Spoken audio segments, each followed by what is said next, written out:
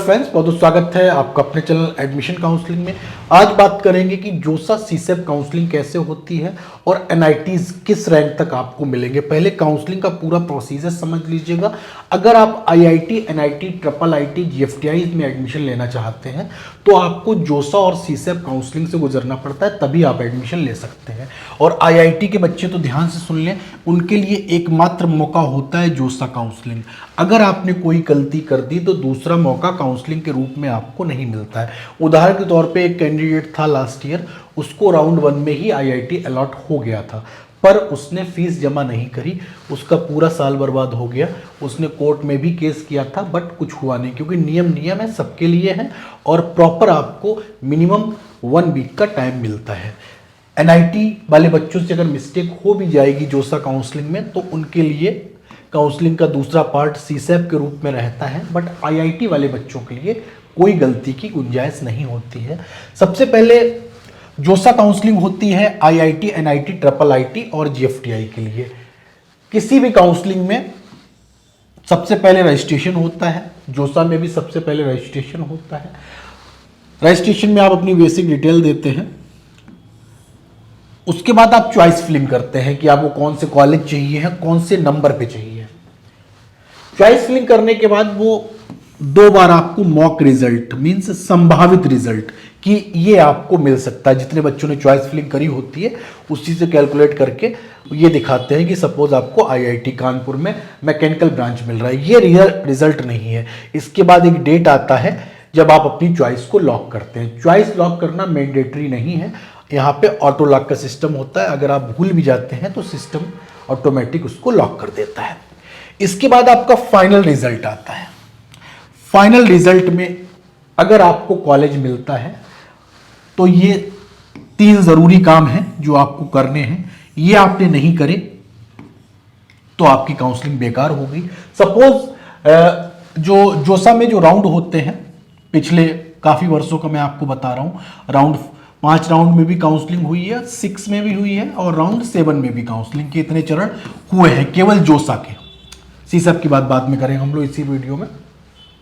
5 round में भी counselling हुई है, 6 में भी हुई है, 7 में हुई है।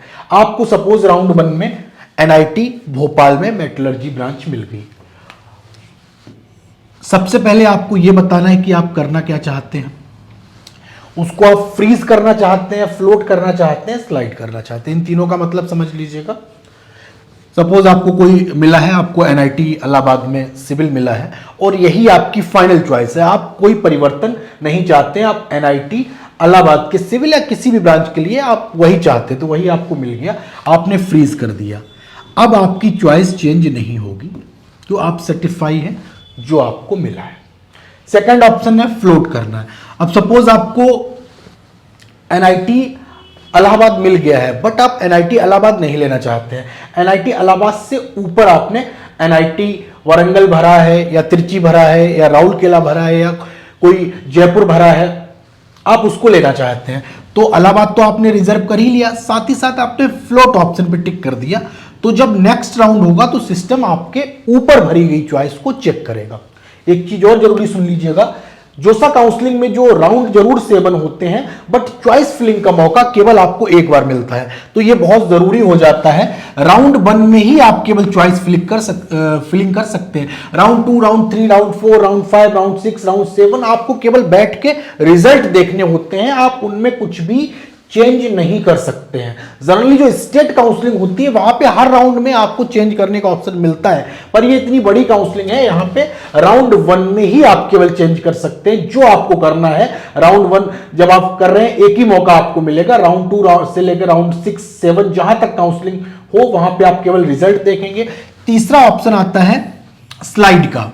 अब स्लाइड आपको कैसे समझना है, सपोज कोई बच्चा है वो केवल एनआईटी इलाहाबाद ही लेना चाहता है, उसको एनआईटी इलाहाबाद में सिविल मिला हुआ है, उससे ऊपर उसने मैकेनिकल भरा था, मैकेनिकल से ऊपर उसने इलेक्ट्रिकल भरा था, इलेक्ट्रिकल से ऊपर इलेक्ट्रॉनिक्स भरा था, इलेक्ट्रॉनिक्स से ऊपर कंप्यूटर साइंस एंड इंजीनियरिंग भरा था, ये उसने एनआईटी इलाहाबाद में भरा था।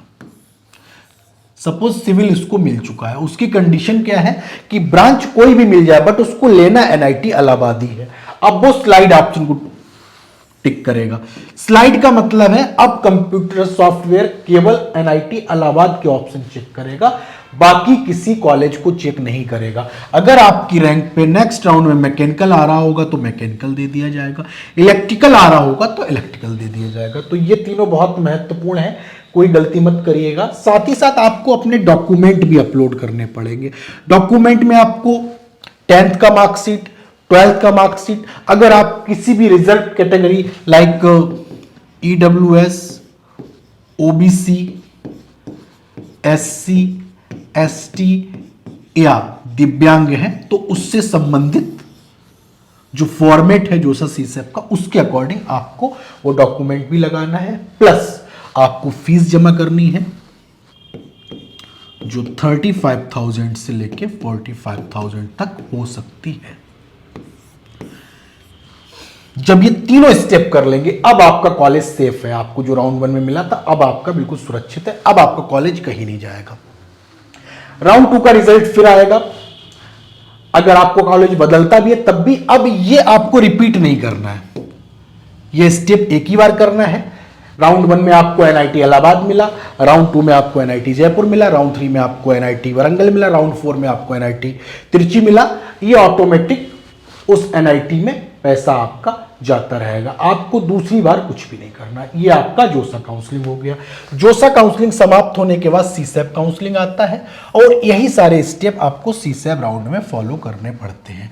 वहां पे भी कॉलेज मिलने के बाद ये स्टेप आपने नहीं करे तो आप काउंसलिंग से बाहर हो गए। सीसैप में भी 2025 में 3 राउंड हुए थे। 2025 से पहले अगर आप चेक करेंगे तो हमेशा सीसैप में 2 राउंड होते थे।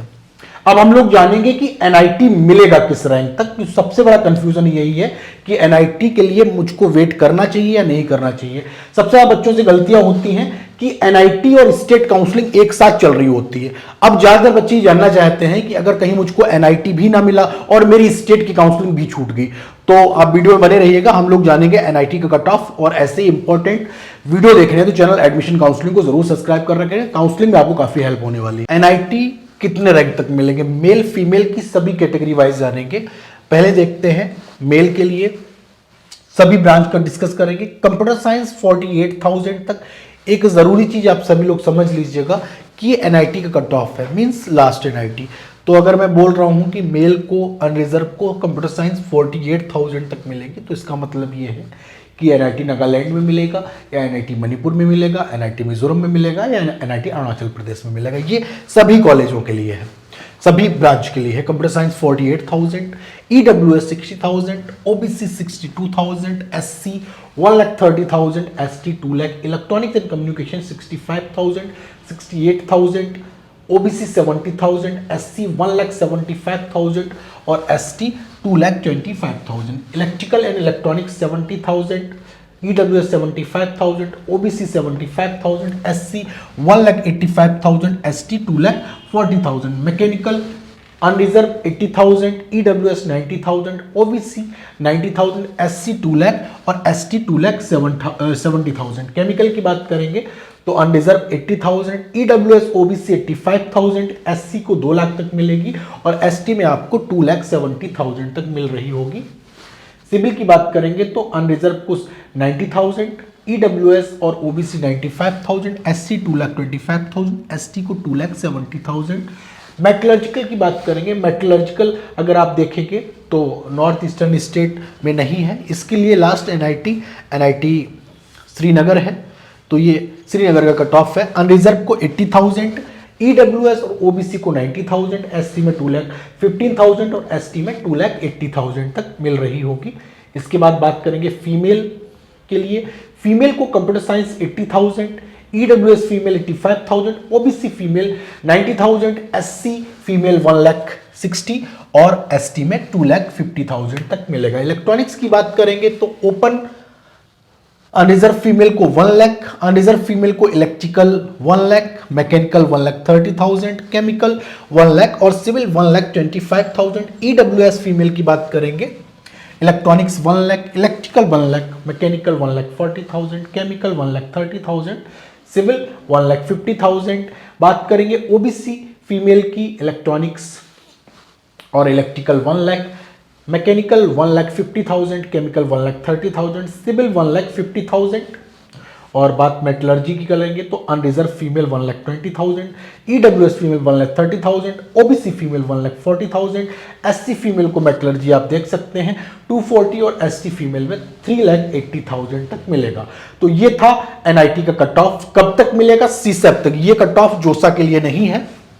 ये कट ऑफ आप पूछेंगे कि 48,000 में सीएससी कहां तक किस काउंसलिंग में मिलेगी, तो ये सीसैब में मिलेगा, ना कि जोसा में मिलेगा। तो ऐसे ही इंपॉर्टेंट वीडियो देखने हैं तो चैनल एडमिशन काउंसलिंग को जरूर सब्सक्राइब करें। काउंसलिंग में कोई भी प्रॉब्लम है दिए गए नंबर पे कॉल कर सकते हैं।